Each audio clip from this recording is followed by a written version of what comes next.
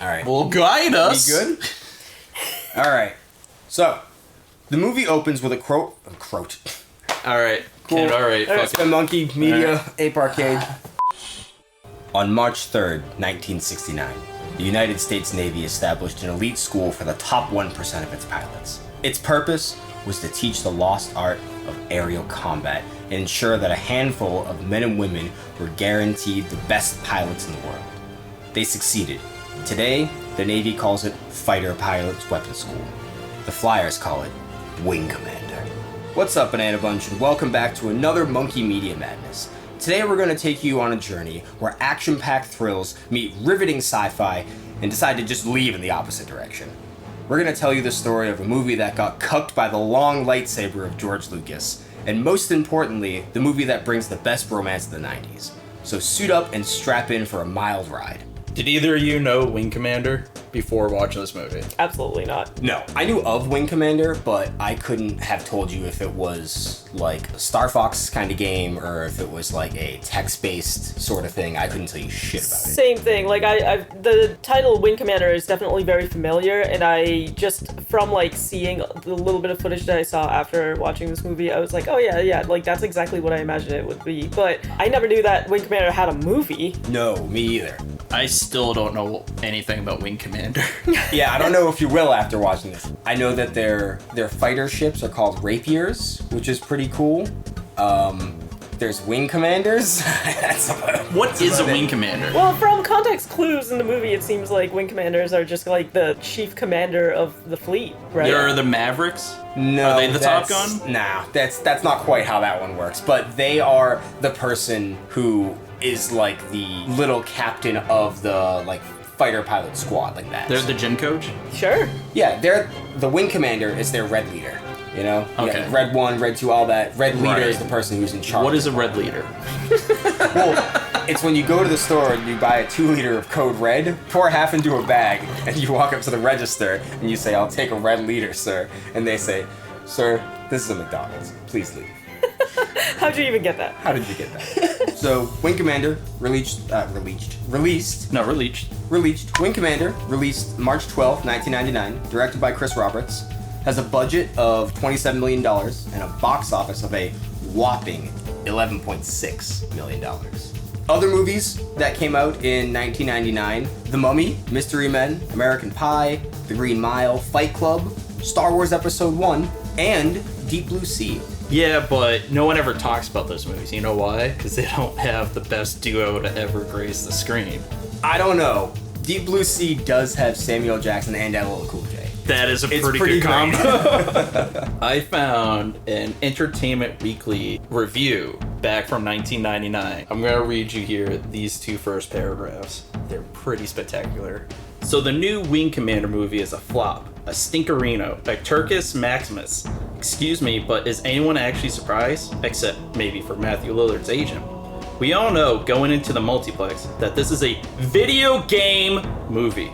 And the problem isn't that the immediately spells bad movie, which it does. It's that anyone who's ever played a computer or console game knows that the two forms can't be mated. We play games and go to movies for entirely different reasons, which doesn't stop movie makers from trying. Hollywood looks at all the disposable income jangling in the pockets of gamers and converts it pure and simple. The more cynical producers figure if they slap a brand name game title on a movie, it'll at least have a good opening weekend. That's the only explanation for Super Mario Bros. Anyway. The more earnest directors talk of story arcs and character values and broaden in the property, and it doesn't do them a bit of good.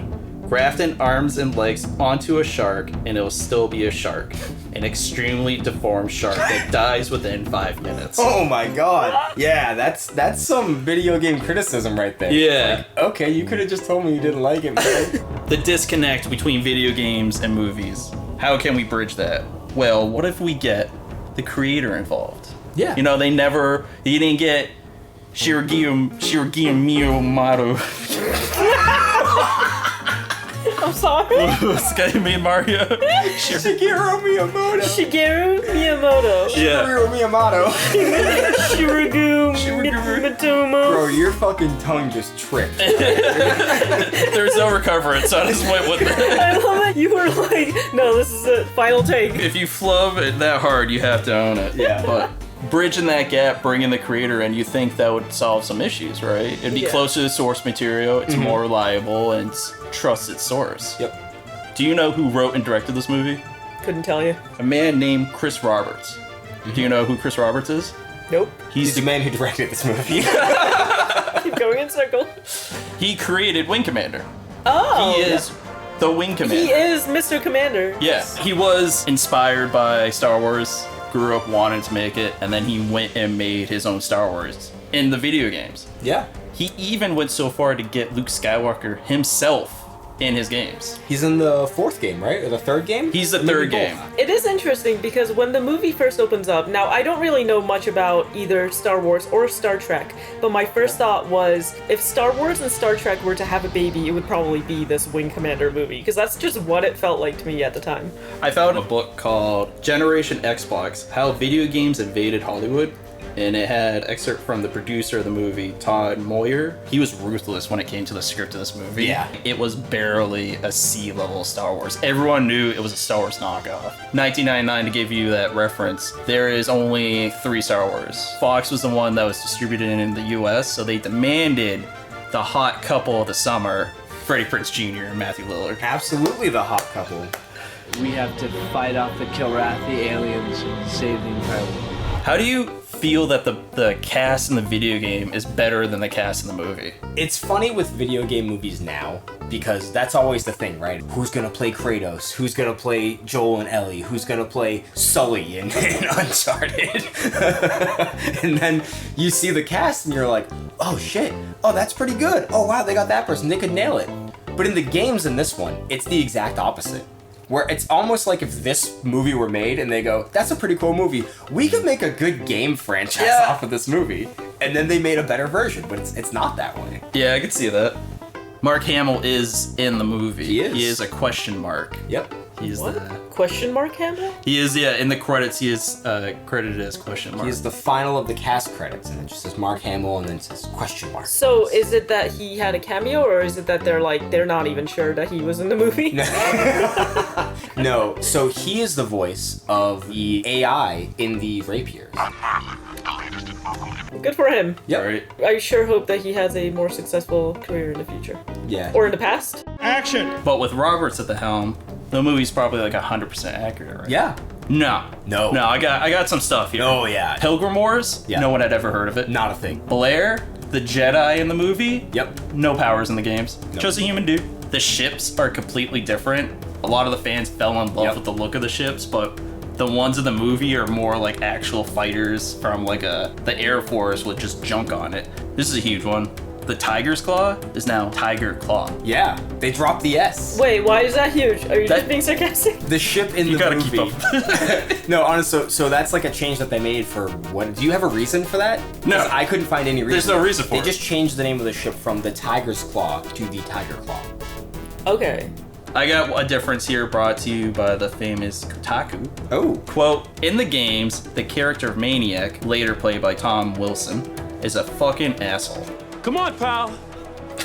But in a cool way. Oh. In the movie, he's played by Matthew Lillard, who is a fucking asshole in a way that just makes him a fucking asshole. Todd, Maniac Marshall. At your service, ma'am. I wouldn't go that hard. Journalism right there. Yeah. This is the kind of guy where, like, the right night of going out with drinks with him is gonna be amazing, but the wrong night, you're ending up in a fight, if not in jail. Like, you're gonna it's end funny. up fucking with the wrong guy. It's funny because like the beginning of the movie where Matthew Lillard is like jumping up on the tables and being like, "Hey, listen to you fuckers." Ladies and gentlemen, take note. This man happens to be the second best pilot on this hunk of junk. It kind of makes me wish that I had known him back then so I can have a drink with him. No, any dude that comes into a cafeteria and steps on the table on me eating that can go fuck himself. Get away! Why are you so loud? Why is your hair so bright? Leave, okay? I don't give a shit who you are. Listen, be thankful they didn't give him bleached tips. And then I have a bonus round here for differences. And it involves the book based off the movie. Wait, the book was based off the movie, not the games? The official novelization of the movie. Oh. So most movies will have some kind of novel to follow it back in the stores. Okay. Those books are usually written with the first draft of the script involved, and the script will change during shooting. So a lot of the times the novels will have deleted scenes. Or, in this case, a whole fucking subplot, which is known as the traitor subplot. Okay, this is interesting. Back in the beginning of the movie, there's a gentleman who's trying to shoot the AI. Admiral Bill Wilson. He was going to be revealed to be a Pilgrim spy the whole time, who had been working with the Kilrathians and brought them to Pegasus. Then there were supposed to be scenes throughout the whole movie involving him and the Kilrathians discussing their evil plans that would eventually end in a knife fight. Yep. Where Freddie Prinze would get injured, but all the scenes involving the traitor subplot were taken out because of how bad the Kilrathians looked on screen. Yeah, they looked terrible. They looked really bad. They looked like puppets. You know, like rather than using like CG characters on screen, you see a lot of movies do stuff like that, or like people in suits, and it looks pretty good, but like these did not look good. So all the scenes were cut out with them, leaving only thing in the movie is Freddie Prinze's hand. Yep, in the scene where Paladin hands Freddie Prinze Jr., I have it written down the whole time here as the Pilgrim Bling. In the scene where he gives him that, Freddie Prinze Jr. puts out his hand and there's a bandage wrapped around it when it goes on. And if you don't know that that's there, I guess it's really not that important, but when you realize that an entire subplot of the movie is cut out for that, it's very bizarre. That Admiral Bill Wilson guy is played by someone named Ken Bones, and I just thought that was hilarious. I have a little note about that with Ken Bones. So his character was cut out of the movie, but he's still got an action figure. If you could do me a favor and pull up that action figure so we can look at it. Look at this fucking action figure. Just the way This he is looks. this is Ken Bones in full This is Pilgrim Ken armor. Bones right here. This is really interesting. There's a lot going on here. He's got the Pilgrim Bling. Yeah, he's got it. He's got the Pilgrim Bling. He's got the whole suit and everything, but like, he's got these bags under his eyes that just look like, they say, I have not slept in 10 weeks. His eyes also look like they're trying to escape his own skull. Yeah, they're kind of looking in two different directions. You try betraying your whole squad and bringing the Kilrathians and kill everyone and trying to get a good night's sleep after that. It's gonna fuck you up. Yeah, alright? A pilgrim still has a heart somewhere. Yep. Okay. Unless you ask the soldiers in this movie. Biggest result of losing that whole subplot is my man, Captain Sansky. He was also part of the traitor subplot, and when everything was found out, he was going to commit suicide. But instead, in the movie, he just bumps his head on something and has some blood come out, and then that's the last time he is seen. Can you do me a favor? Can you go to the Wing Commander movie Wikipedia page? I can't stand Wing Commander. I can't watch one scene of that movie. I read the script and I loved it. So did my buddy Matthew Lillard. We both got the parts. We went on location and they said, here's the new script. It was a piece of crap. So it's pretty funny that it's like, I can't stand this. I hate this so much. I like that I'm in this movie with my good buddy, like he says, my buddy Matthew Lillard, but we both hated it. But those Kilrathians, right? Yeah, it's Kilrathians, yeah. What happened with them? Well, I got conflicting accounts on the whole situation. We got producer Todd here claims he wanted to use CGI from the very beginning, but Chris Roberts just refused to use them because he had used animatronic suits for the games. They went through the process, they got the suits made to only find out that they didn't fit the sets. The movie only had about 6 months to film, and that's such a short time that the sets and the costumes were made at the same time and never thought to see if the sizes were correct. Chris Roberts claims they sucked because the vendor sucked.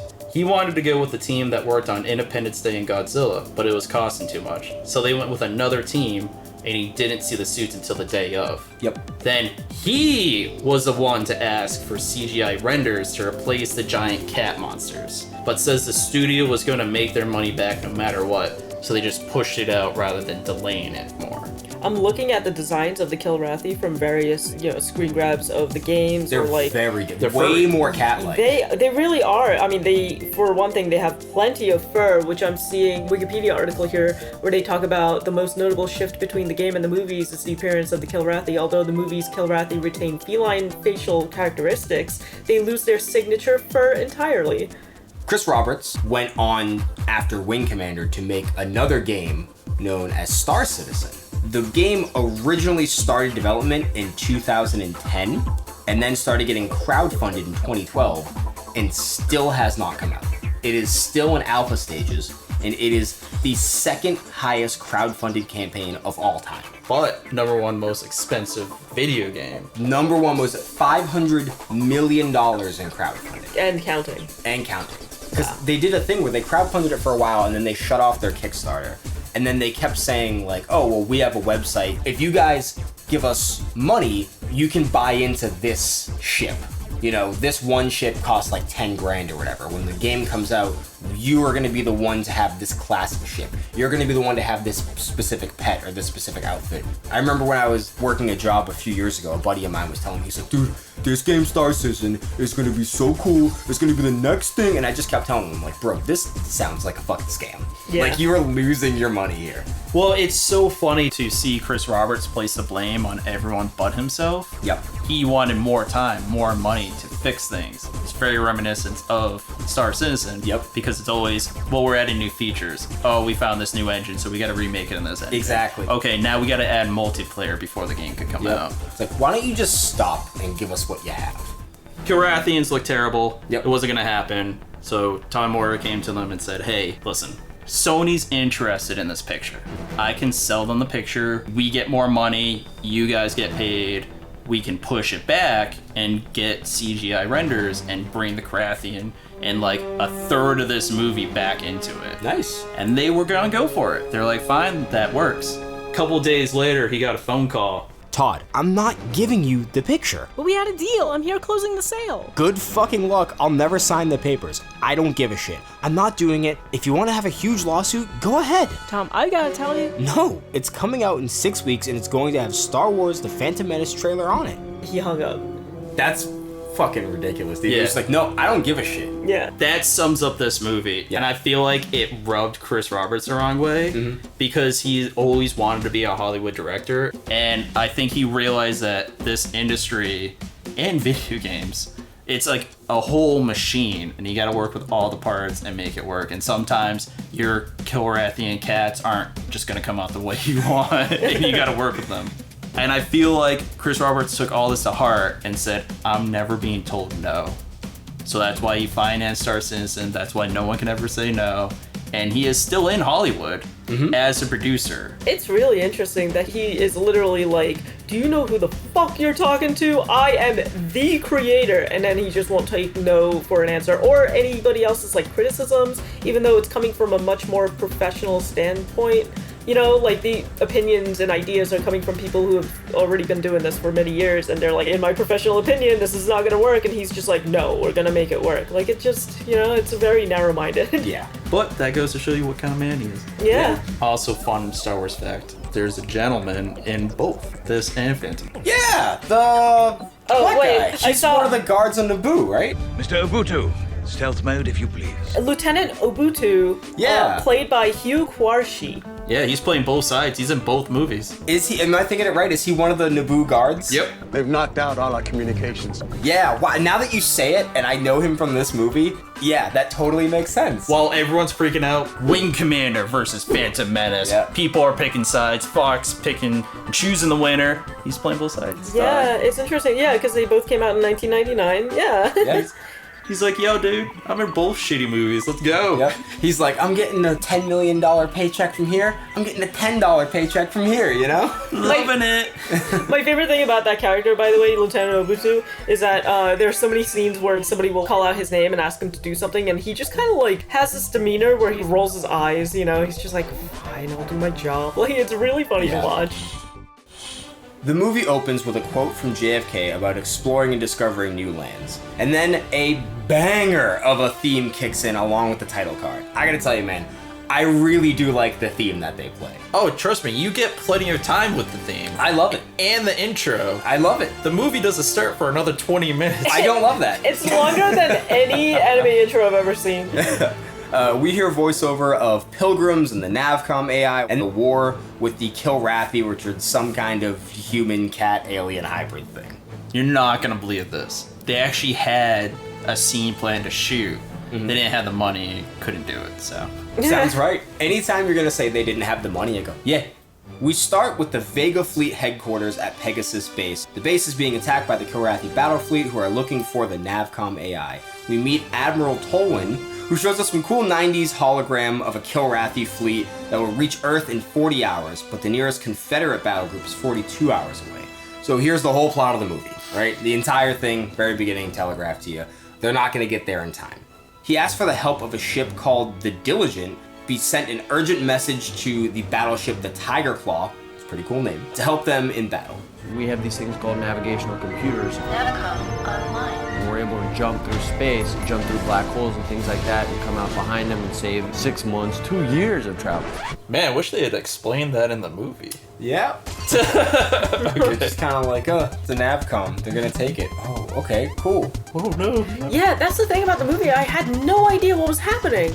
I didn't understand what the objective was, what the threat was. Like, I didn't know what I was supposed to be afraid of. FPJ talks with Paladin, and we find out that FPJ is one of the last remaining pilgrims, a group of people who were the first to chart outer space. It seems like they all died off in the war. He wears this pilgrim bling around his necklace and keeps it a secret for whatever reason. We'll find out later. It's funny too, the bling looks like something that you'll find in like a 99-cent store, like one of those hollow plastic toys with the cheap like silver coating. And it even looks like it has the seam of the mold. Like it just looks so fucking cheap. It looks like if you were to hold it in your hand, it would feel lighter than a feather. I was convinced at some point this thing was gonna come back and it would be able to have a button on the back where you'd push it out and it would turn into a key. But then when you figure out later on that it is like a knife, but that scene never happens, I'm like, oh. Yeah, I mean, a knife is kind of like a key. You can unlock someone's death with it very quickly. That is fucking anime. Lillard is more of like your jock hornball type, and FPJ is more your like by the books kind of character. He's very confused all the time. All the time. The look on his face is always like, what's going on? It's a very Mark Wahlberg face where he's like, what's going on here? What is I'm a pilgrim? What does a pilgrim mean? What are you talking about?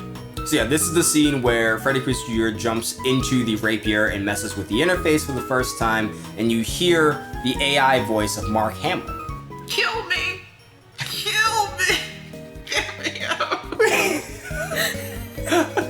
We also meet Jeanette Angel Devereaux, played by Saffron Burrows, who you might know from Agents of S.H.I.E.L.D., Deep Blue Sea, and she was also in Netflix's You. You ever watch that? It's a popular None of those. show. You've never seen Deep Blue Sea? No. We're stopping this. We're cutting it. Cut the record. We're gonna watch Deep Blue Sea and we're gonna come back. We're going to pull together and we're gonna find a way to get out of here.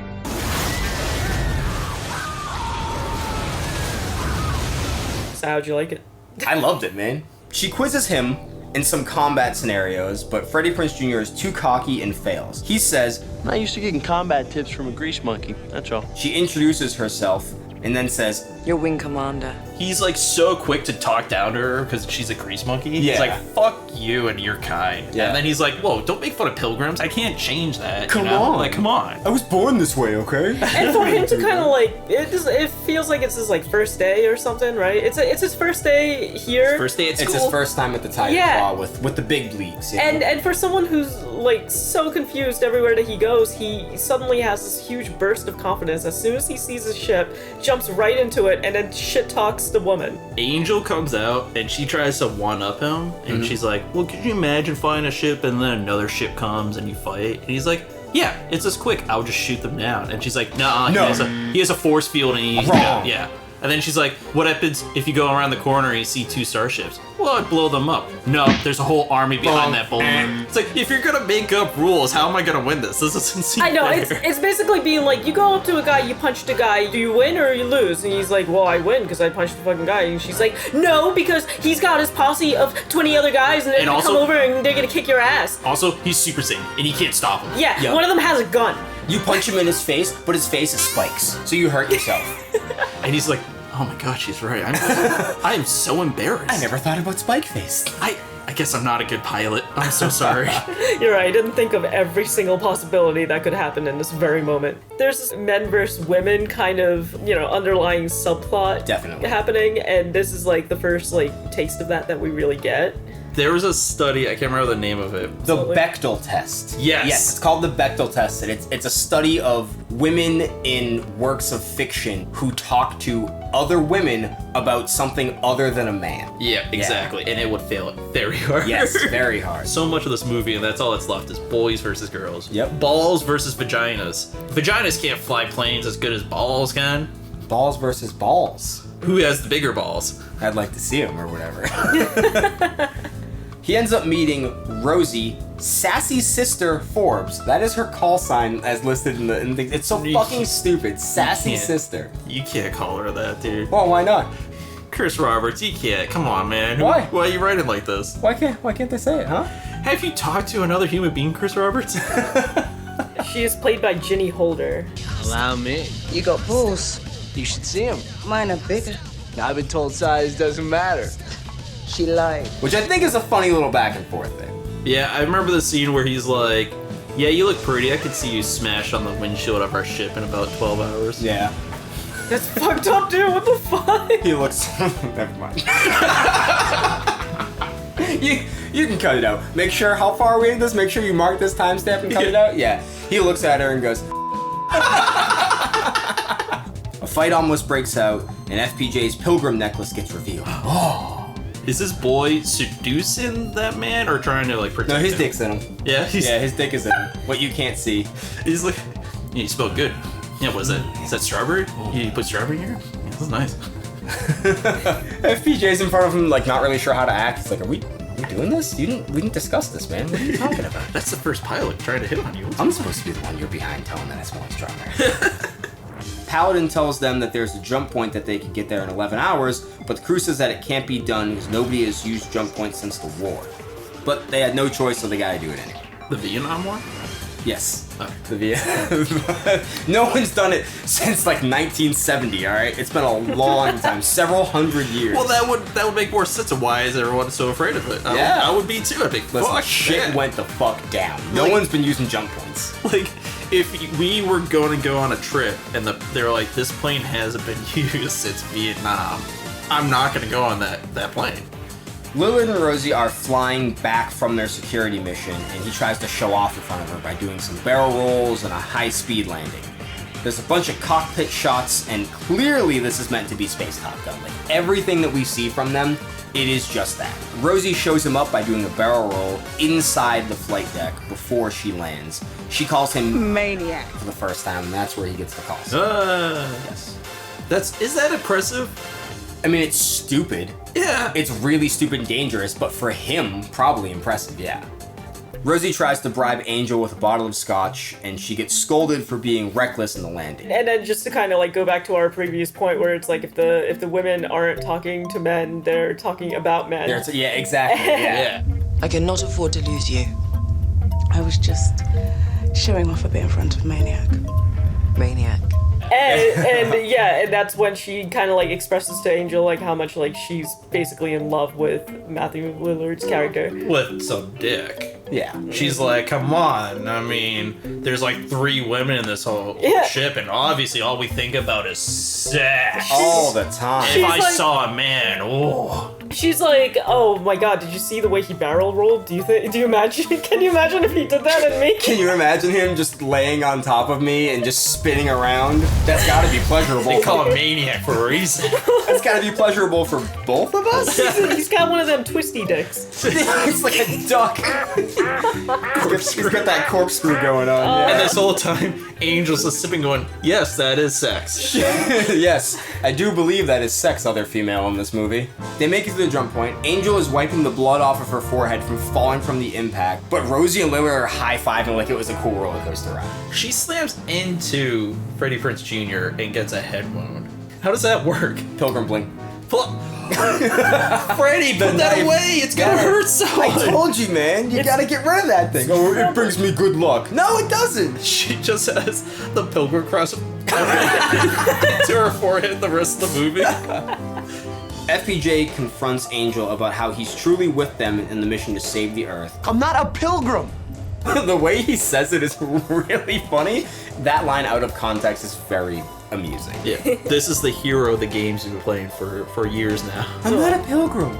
My mother was. My mother was the filthy pilgrim, alright? Okay. My mother was a filthy pilgrim scum, not me. I'm only half filthy. Only half filthy. And I'm working on He it. unzips his shirt a little bit.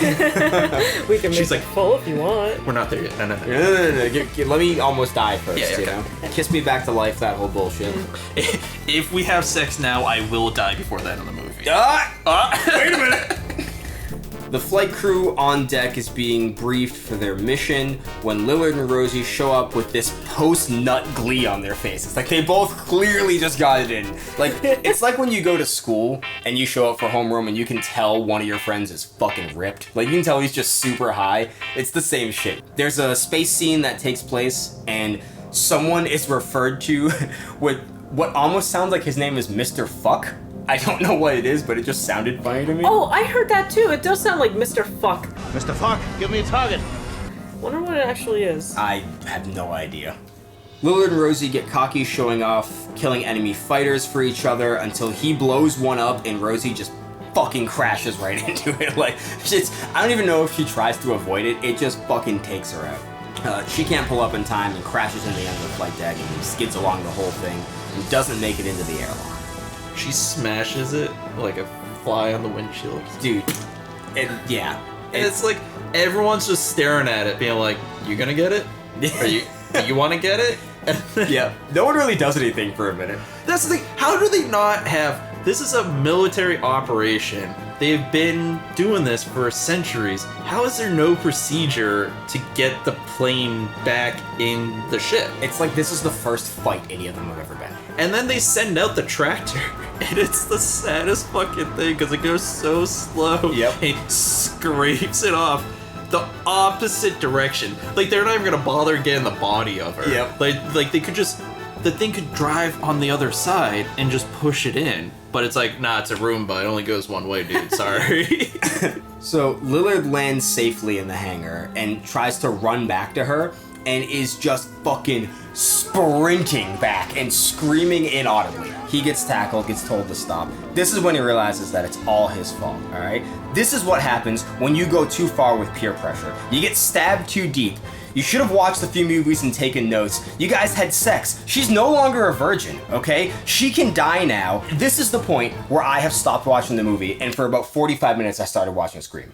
I got so distracted watching Matthew Lillard's performance in this, and I was just like, you know what, let me pop something else on for a minute. And I started watching the end of Scream, and then I just kept going back and watching more, and that is why I had to rewatch this movie over like 3 days. Have an aneurysm, why don't you? To be fair though, I think that Rosie dying starts the movie. I thought the opening credits and title crawl is what starts the movie. No. You think that, but you're wrong. Okay. Because it was at this point when I was like, I stopped slouching on the couch and I kind of sat up and I was like, oh. Shit just got real. Because something happened, someone died, yeah. Things are happening because up until this point, There was a stake.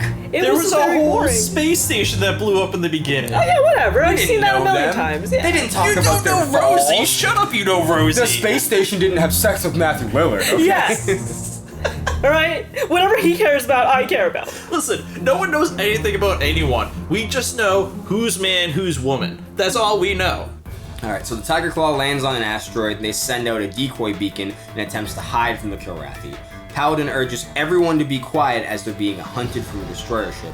He says that as long as they don't move and don't make any noise, that they'll be fine. That doesn't make any fucking sense in space. Yeah. There is no sound in space. And you're inside of a ship, so you guys can move around. But he's there like, fucking like they're being hunted in the woods They by shut the someone. lights off. They shut the lights off.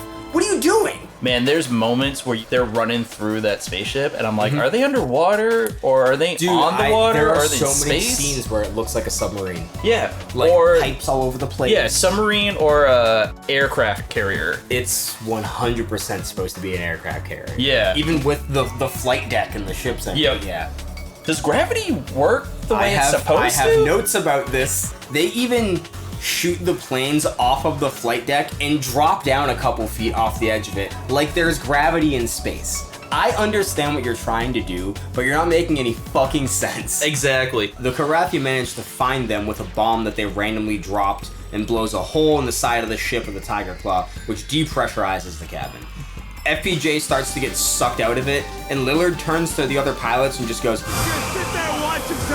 but he's also not rushing to help. Like, everyone's just kind of standing and being like, oh, fuck, man. But you had that quip ready to go, didn't you? This Pilgrim guy, you know, maybe this is how we get rid of him. We just say that it was just something that happened in war. And, oh, great. The one guy who's going to be mad at us killed one of our people. Yeah, great, cool. Let's get rid of him, too. Fuck it. He wraps a cable around his waist and goes to save FPJ in a very stupid but a pretty heroic way given what's going on. If only he could have saved Rosie in some sort of way, that would have been great. But it just goes to show, Rose before hose. So yeah, they have like a touching bro moment after that, where they tell each other that they'll always have each other's back. Bros for life, you know, just more cementing that bromance for the 90s.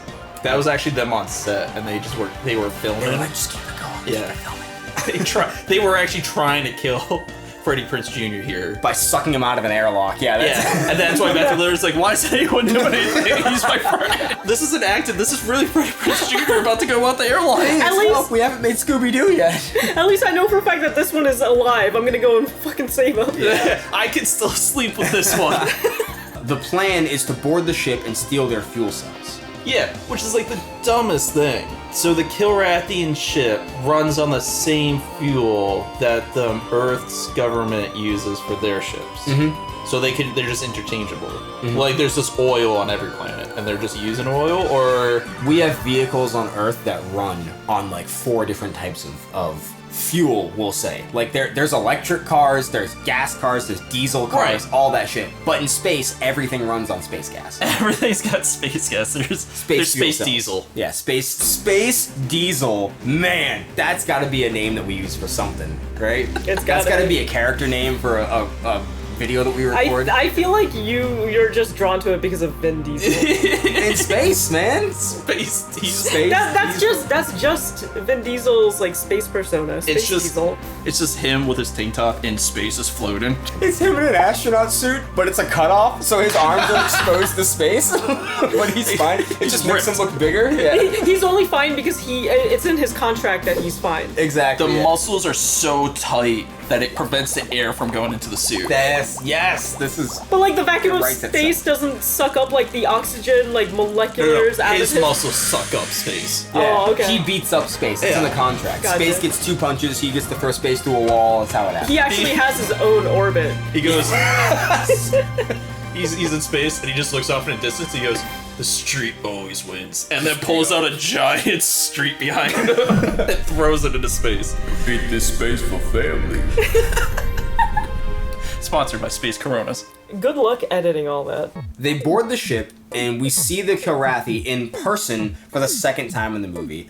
I forgot how bad that they looked. Like, from the beginning, seeing them, and then going through the rest of the movie and seeing them again, I'm like, what the fuck is this? Not knowing anything about Wing Commander, I saw them in the beginning, and I was like, oh, that's a cat. And then forgot about them completely until I saw them, and I was like, holy shit, it's just a cat. He has no more fuel, so he's just drifting out in space, waiting for the Concordia, which is the ship that Admiral Tolman is on. And then we see another ship tractor him in. The person flying that ship is Chris Roberts. He's got a cameo in the movie. Of course he does. Really? Yep. So FPJ gets back to the Tiger Claw and meets Lillard, and the two of them go to Angel's unconscious body. He talks to her like a sick dog. Angel, come on, wake up, girl. Wake up. She just miraculously wakes up, and then they have a stupid fucking kiss. It doesn't make any sense why it happens. She gets put on a gurney, and the camera just kind of dollies up, and then suddenly the movie ends. Literally, very anticlimactic. It's just like, oh, okay, he went through the jump, he went to Admiral Tolwyn, Admiral Tolan said, fuck off and get out of here. He said, sure. He left, came back, he kissed her, the movie's gone. Done. The end. That's Wing Commander. It ends with such a fart. Like, just nothing. There's no cool, like, last action scene, really. It's so boring. Yeah, you got any final thoughts? I don't really like this movie. Okay. I'm really not a fan of this movie. I think maybe it's partly due to the fact that I'm just not huge into sci-fi things anyway. Like, I'm not a huge fan of, like, Star Wars or, like, I've never given Star Trek a chance. So I'm just, like, not really into this movie. But I will say that the movie is really, really boring in the first half, and then after Rosie is killed off, the movie kind of starts for me, because, like, shit actually starts happening. There's action, and a story is a little bit more coherent than it was before, and I can follow it a little bit easier. I would personally give this movie maybe a 3 out of 10, or maybe like a 3.5 out of 10. Okay.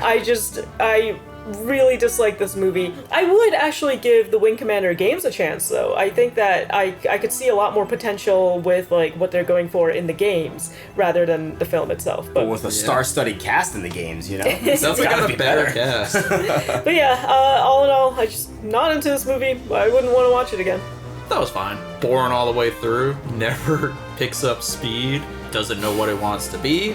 Except when those rapiers launch off the light. Yeah, they love to take a tip right off the edge. Just like fighter jets in space. That's what they should have just called this movie. You think it would have done better if it was just called Fighter Jets in Space and didn't have the Wing Commander tied to it? Yeah, I think so. Yeah.